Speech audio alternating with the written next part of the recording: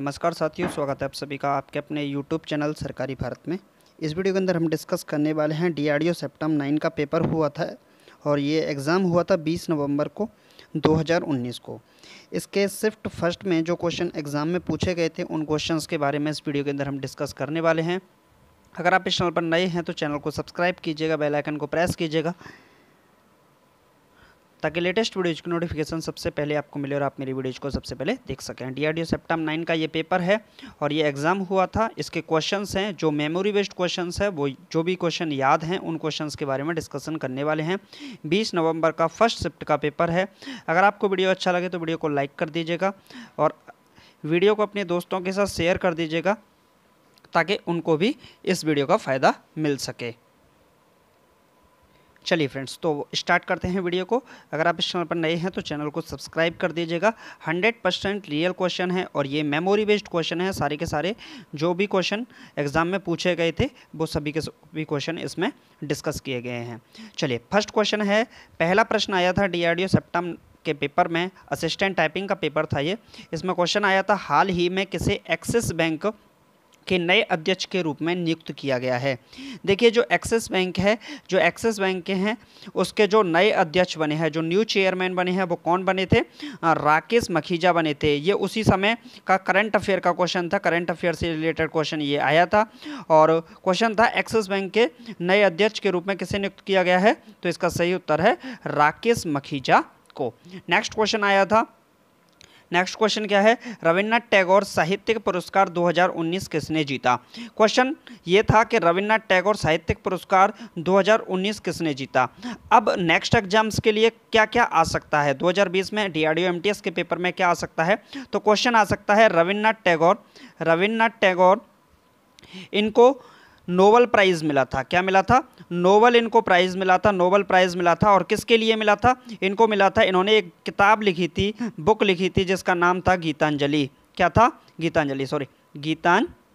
क्या लिखा था? गीतांजलि। इस गीतांजलि के लिए इनको क्या मिला था? नोबेल प्राइज़ मिला था। ओके, और ये मिला था 1911 ईस्वी में। कब मिला था? 1911 ईस्वी में। इन्होंने एक राष्ट्रगान भी लिखा है भारत का और वो लिखा है जनगण मन।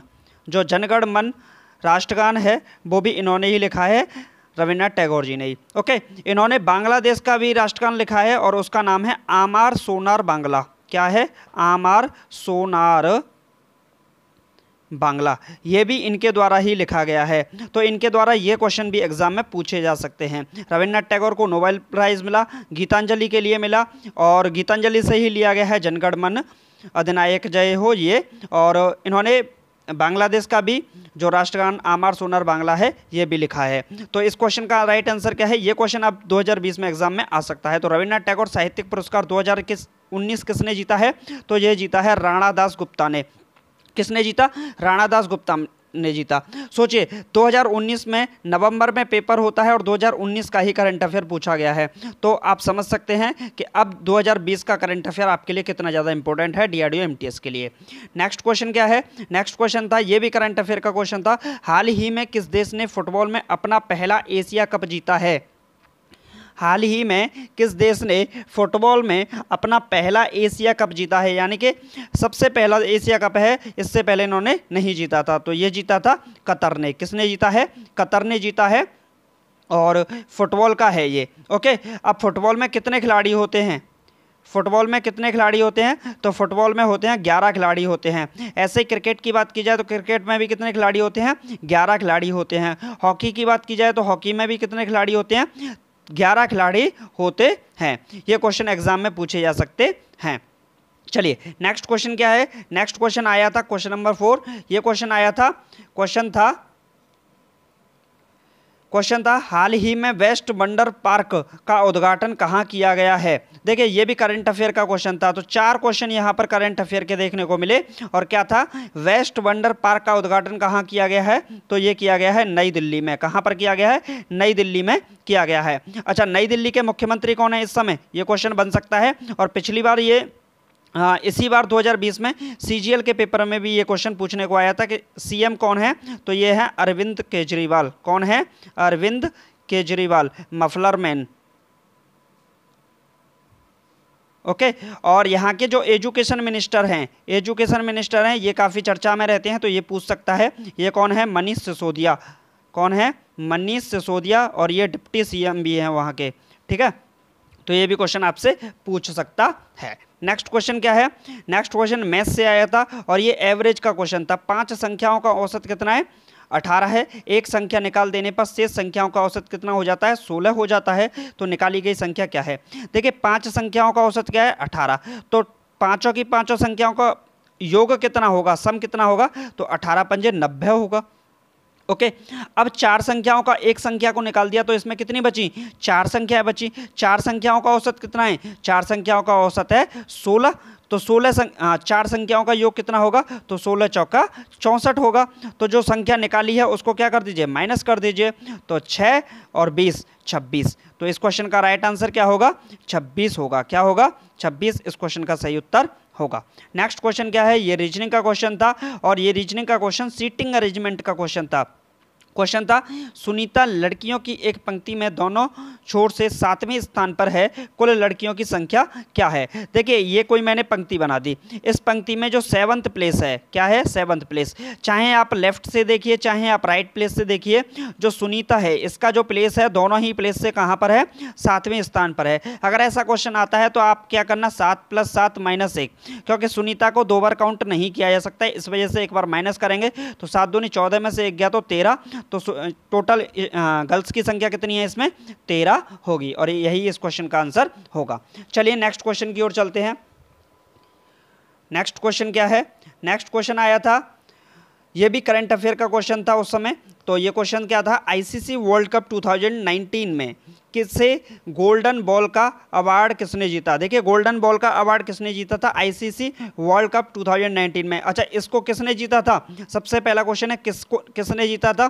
तो इसे जीता था इंग्लैंड ने जीता था। किसको हराया था? तो न्यूजीलैंड को हराया था। याद है ना वो तुम्हें ओवर? लास्ट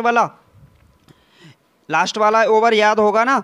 तो आपको याद होगा कैसे न्यूजीलैंड हार गया था? By bad luck. ओके।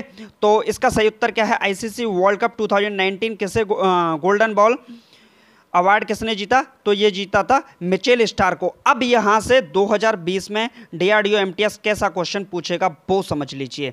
ये क्वेश्चन ये मान लीजिए कि 99% आपके एग्जाम में टकराएगा। क्वेश्चन क्या आएगा कि रोहित शर्मा ने जो रोहित शर्मा ने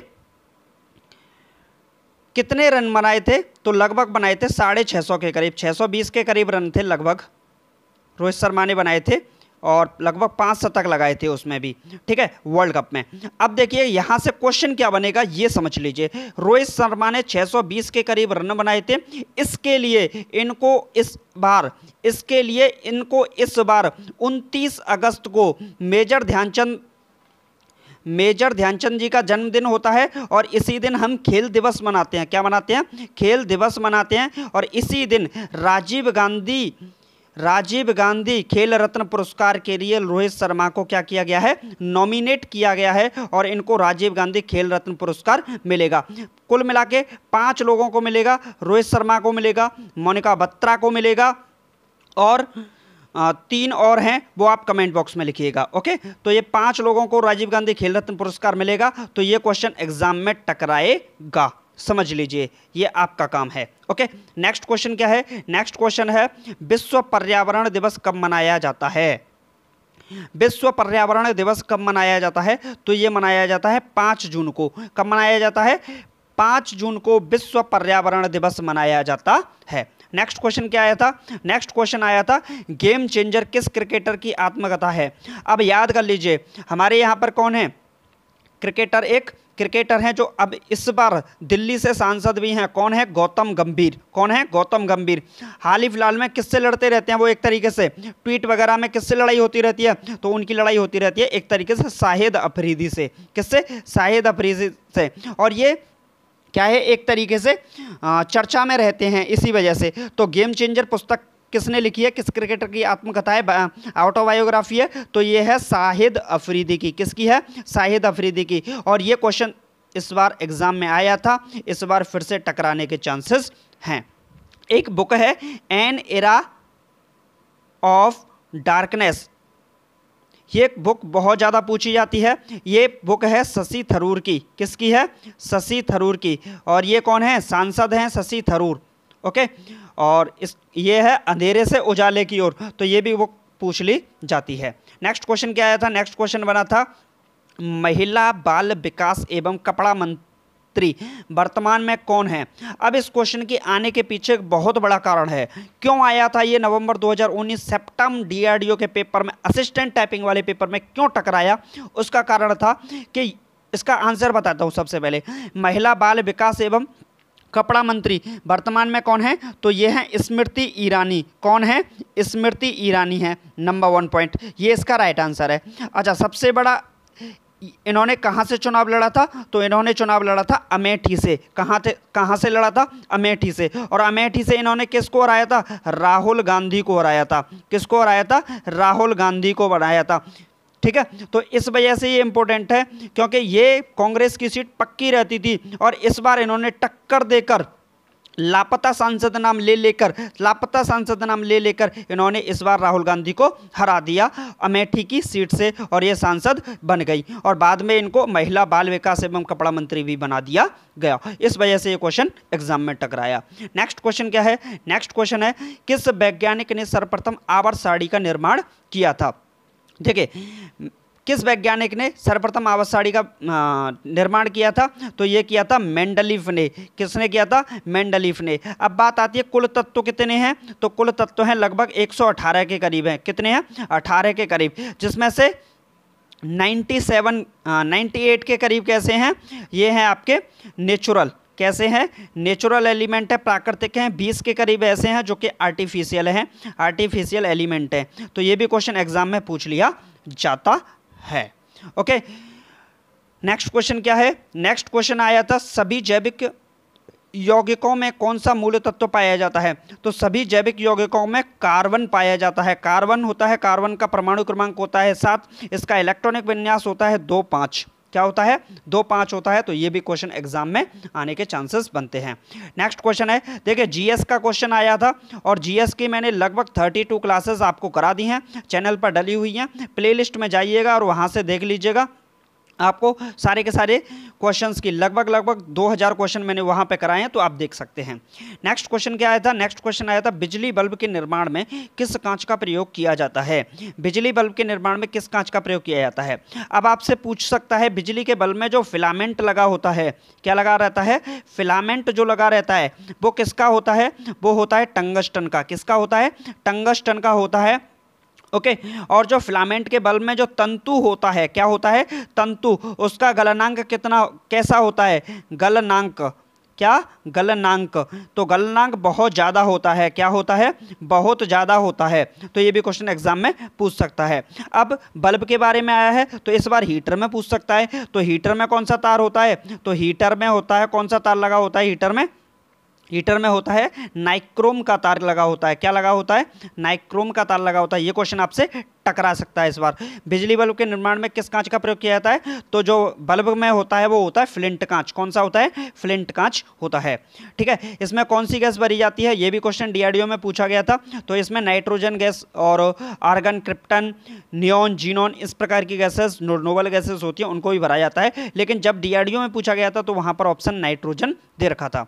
नेक्स्ट क्वेश्चन क्या है? नेक्स्ट क्वेश्चन आया था बेकिंग सोडा का रासायनिक नाम क्या है? फिर जीएस का क्वेश्चन टकराया और टकराएगा।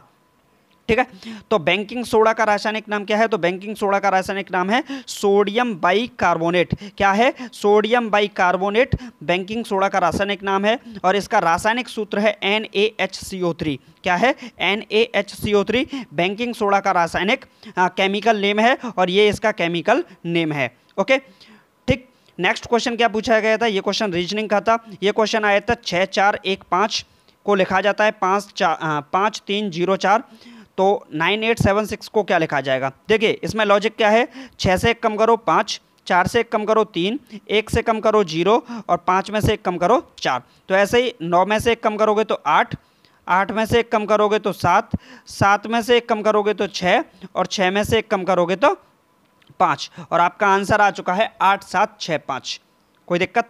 नेक्स्ट क्वेश्चन आया था क्या, अफ्रीका महाद्वीप की सबसे बड़ी झील कौन सी है। देखिए अफ्रीका महाद्वीप की सबसे बड़ी झील आई थी, तो आपसे पूछ सकता है भारत की सबसे बड़ी